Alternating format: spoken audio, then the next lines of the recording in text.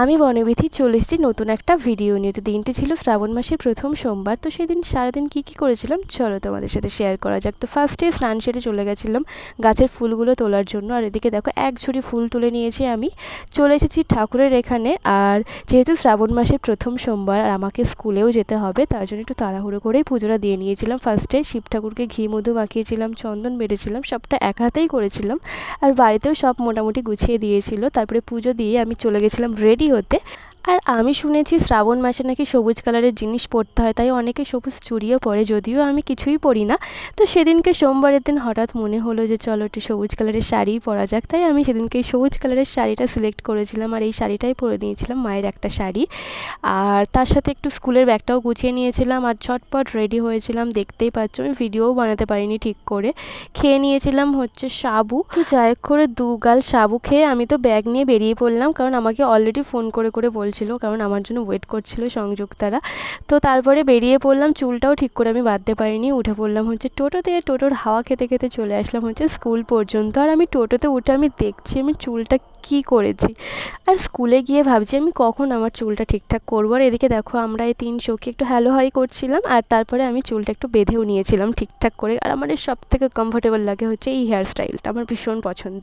তো যাই হোক, তারপর চুলটা বেঁধে চলে গেছিলাম হচ্ছে মিটিংয়ের দিন। ও হ্যাঁ, এটা কিন্তু বলা হয়নি যে এটা সেকেন্ড দিন ছিল আমাদের গার্জিয়ান মিটিং। আর এদিকে দেখো আমরা তো চেষ্টাই করছিলাম যে একটা ফ্রেমে মানে একটা ভিডিওর মধ্যে আমরা 3 জনে একসাথে আসবো, কিন্তু সেইটা আমাদের ফোনে হচ্ছিল না। তো যাই হোক চলে গেছিলাম তারপর কাজের ওখানে। আর কাজের ওখানে গিয়ে আমি তো একটু বোরই হচ্ছিলাম, কারণ আমার একদম ইচ্ছা করছিল না কাজ করতে। তো যাই হোক করে কাজ করেছি। করার পরে আমরা টিফিন টাইমে স্টাফ রুমে এসেছি। আর সেদিনকে যেহেতু সোমবারের উপোস ছিল আমাদের, তাই সবার দেখো ফল সাবু এরকমই টিফিন ছিল, সেটাই আমরা সবাই শেয়ার করছিলাম। আর আগেই বলেছি যে এরকম টিফিন শেয়ার করে খাওয়ার মজা কিন্তু একটু আলাদাই। আর লাবণী নিয়ে এসেছিলো সাবু আর আমাকে বলছিল সাবুটা মাখাতে, তাই সন্দেশ আর কলা দিয়েই সাবুটা মাখিয়েছিলাম। ও কিছুটা নিয়েছিল, আমিও অল্প নিয়েছিলাম, কারণ আমার অনেকটা ফল ছিল। এদিকে দেখো খাওয়াই শুরু করে দিয়েছে। আর আমি যেহেতু নিজে হাতে সাবুটা মেখেছি না, ওই জন্য আমার একটু বোধহয় বেশিই ভালো লাগছিলো সাবু মাখাটা।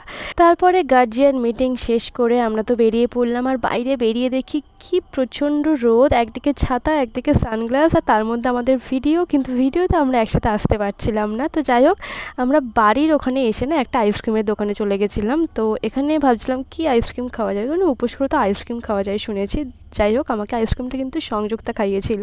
তো দুটো চকোবারই নিয়েছিল আমুলের। আর এই যে তারপরে আমাদের যেটা সব কিছু করার আগে আমরা মানে খাওয়ার আগেও পর্যন্ত আমরা একটু ভিডিও বা ছবি তুলে নিই।